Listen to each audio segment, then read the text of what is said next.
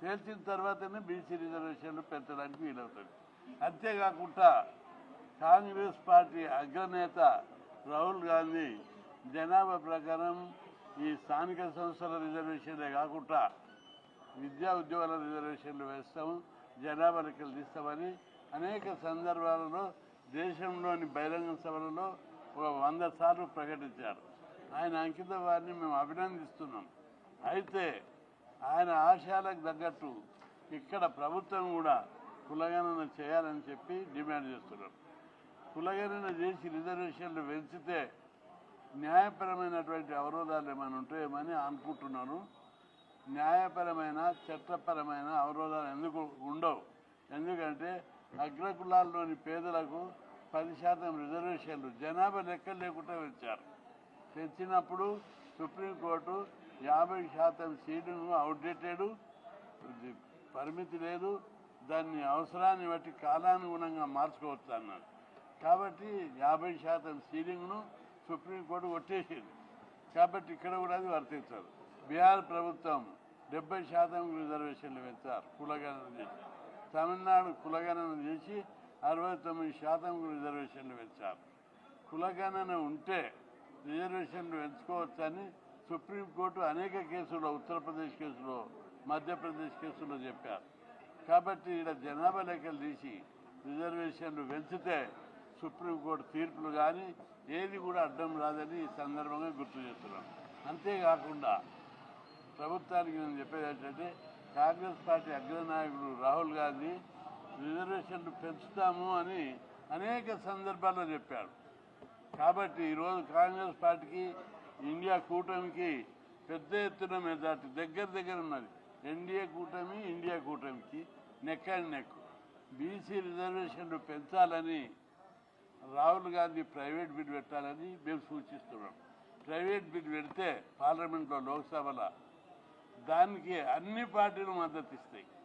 India కూటమిలో ఉన్నలే కాకుండా NDA కూటమిలో ఉన్న వాళ్ళు, నితీష్ కానీ అనేక పార్టీలు, అన్ని పార్టీలు కూడా మద్దతు ఇచ్చే అవకాశం ఉంది. కాబట్టి ప్రైవేట్ బిల్ పెట్టి కాంగ్రెస్ పార్టీ తమ చిత్తశుద్ధిని నిరూపించుకోవాలి. రాహుల్ గాంధీ మీద మేము తొందర లోపల కలిసి ఈ సూచన చేస్తాం. కాంగ్రెస్ పార్టీ కూడా ఇక్కడ ప్రభుత్వం ఆయన మీద ఒత్తిడి తీసుకొచ్చి రిజర్వేషన్లు పెంచాలని సూచించాలని చెప్పి విజ్ఞప్తి చేస్తున్నాం. రిజర్వేషన్లు కాంగ్రెస్ పార్టీ కానీ, కామారెడ్డి డిక్లరేషన్ కానీ, రాహుల్ గాంధీ గారి వాగ్దానాన్ని నమ్మి బీసీలంతా కాంగ్రెస్ పార్టీని గెలిపించారు. ఇప్పుడు పెంచే వరకు కూడా ఎట్టి పరిస్థితుల్లో మేము వదిలిపెట్టామని చెప్పి హెచ్చరిస్తున్నాం. రిజర్వేషన్లు పెంచిన తర్వాతనే లోకల్ బాడీ ఎన్నికలకు పోవాలి, లేకపోతే ఎన్నికలు జరగనీయమని కూడా చెప్తున్నా. ఏ కోర్టు, ఏ చట్టం, ఎవరు అడ్డొచ్చినా బీసీ జనాభా దాన్ని ఎదుర్కొంటుంది. బీసీ నాయకులు అందుకు సిద్ధంగా ఉన్నారు. కాబట్టి అరే మీరు ముఖ్యమంత్రులు మీరే, ప్రధానమంత్రులు మీరే, కేంద్ర మంత్రులు, ఎమ్మెల్యేలు, ఎంపీలు అంతా కూడా అగ్రకులాలకు ఇచ్చి మేము సర్పంచులు కావడానికి కూడా మీరు ఒప్పుకోరా? ఇది ఎంత న్యాయం? ఈ దేశంలో ఇదేనా న్యాయం, ధర్మం అనేది?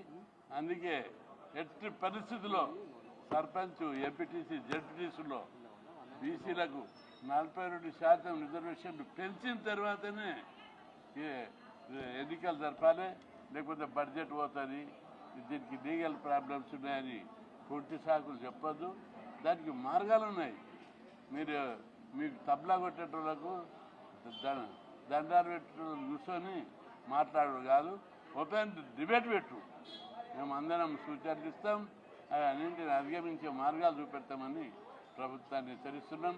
అదేవిధంగా హాస్టల్ విద్యార్థులకు నాసీ రకం భోజనం పెడుతుందని ప్రభుత్వం దృష్టికి తీసుకొచ్చాం. కాలేజ్ హాస్టల్ విద్యార్థులకు నెలకు 15 కూరగాయలు పెరిగినాయి, నిత్యావసర వస్తువులు పెరిగినాయి. ఇప్పుడు కూడా పూటకు 15 రూపాయల భోజనం సరిపోతుందా అని మేము అడుగుతున్నాం. అందుకే ఈ విద్యార్థుల యొక్క మెచ్చారులు 1500 నుంచి 2500 పెంచి చాలామంది పిల్లలందరూ ఇంజనీరింగ్, మెడిసిన్, ఫార్మసీ ఎంతో ప్రతిష్టాత్మకమైనటువంటి కోర్సులు చదువుతున్నారు. వాళ్ళకి మంచి భోజనం పెట్టవలసినటువంటి బాధ్యత ప్రభుత్వం మీద ఉంది. వెంటనే పెంచాలి, మెచ్చార్జీలు పెంచాలి. టోటల్ ఫీజులు ఇంజనీరింగ్, ఎంబీఏ, ఎంసీఏ చదివే విద్యార్థులకు టోటల్ ఫీజులు ఇవ్వాలని చెప్పి ఈ సందర్భంగా డిమాండ్ చేస్తున్నాం. ఈ సంవత్సరం టోటల్ ఫీజులు ఇవ్వకపోతే ప్రభుత్వాన్ని ఎట్టి పరిస్థితుల్లో వదిలిపెట్టమని కూడా హెచ్చరిస్తున్నాం.